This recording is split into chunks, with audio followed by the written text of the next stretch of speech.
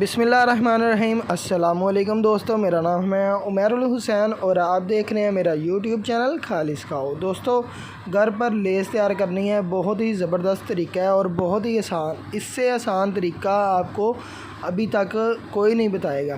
سب سے آسان طریقہ، بہت ہی ایزی اور بیسٹ، بہت ہی اچھے طریقے کے ساتھ میں آج آپ کو بتاؤں گا۔ آپ نے چھوٹا ایک میڈیم سائز کا ایک آلو لے لینا ہے۔ آلو لینے کے بعد آپ نے کیا کرنا ہے، اس کو ایک کٹر کے ساتھ آپ نے جو ہے اس کے سلائس بنا لینے ہیں۔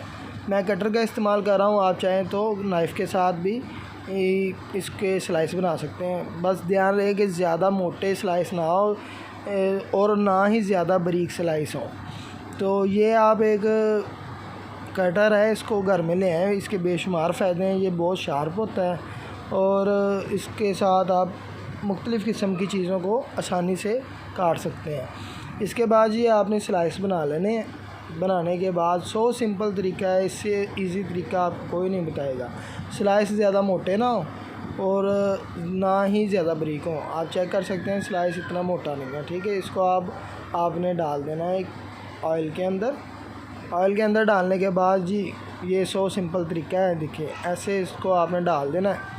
ڈالنے کے بعد اچھے طریقے کے ساتھ اس کو آپ نے ایک اور چیز کا دھیان رکھنا ہے کہ جب آپ سلائس ڈال لیں آئل کے اندر تو آئل فل ہیٹ پر ہو، یعنی کہ آپ نے ہاتھ رکھ کر چیک کر لینا ہے کہ جو آپ کا پین ہے یا آپ کی جو کڑھائی ہے اس کے اوپر تھوڑا سا اونچائی پر ہاتھ رکھ کر آپ نے چیک کر لینا ہے کہ آپ کا آئل جو ہے وہ فل ہیٹ پر ہے، تو پھر آپ نے اس میں ڈال دینا ہے۔ اس کو ہم اب ان کی سائڈ چینج کر لیتے ہیں۔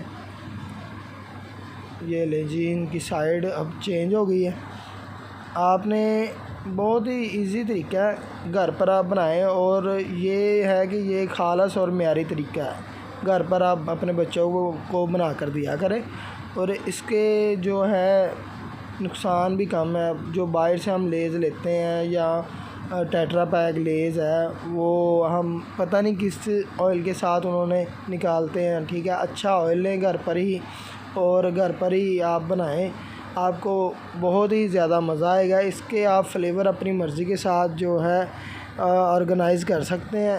ضروری ہے کہ آپ اپنی مرضی کا فلیور لیں اور یا تو آپ ایسا کریں کہ چکن ٹکا اور اس کا فلیور بنا لیں، یا آپ لیں لہسن پاؤڈر اور اس میں آدھا چمچ لہسن پاؤڈر کا لیں اور آدھا چمچ چکن پاؤڈر کا لیں۔ ان دونوں کو مکس کریں اور مکس کرنے کے بعد ان کے اوپر آپ اس کی کوٹنگ کر دیں تو اس کا فلیور بہت ہی اوسم ہو جائے گا۔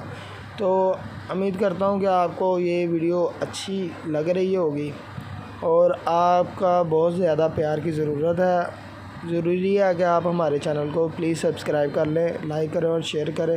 ویڈیو اچھی لگے تو سبسکرائب کر دیجیے گا۔ یہ دیکھیں جی، ماشاءاللہ سے بہت ہی ایک اچھی لک کے ساتھ اور خوشبو کے ساتھ اب ہماری جو لیز ہے ریڈی ہو گئی ہے۔ اس کو اب باہر نکال لیتے ہیں۔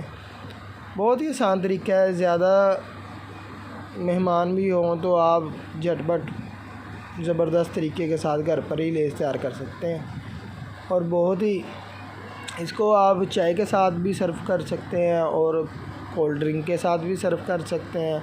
اور فلیور جو میں آپ کو بتا چکا ہوں کہ چکن ٹکا کا بھی آپ استعمال کر سکتے ہیں، اور اس کے علاوہ جو ہے جی آپ لہسن پاؤڈر اور چکن پاؤڈر کو مکس کر کے ہم وزن میں اس کو آپ لگا سکتے ہیں، اس کے اوپر اس کی کوٹنگ کر سکتے ہیں اور بہت ہی زبردست ٹیسٹ آئے گا آپ کو، اور بہت ہی آسان سی ریسپی ہے۔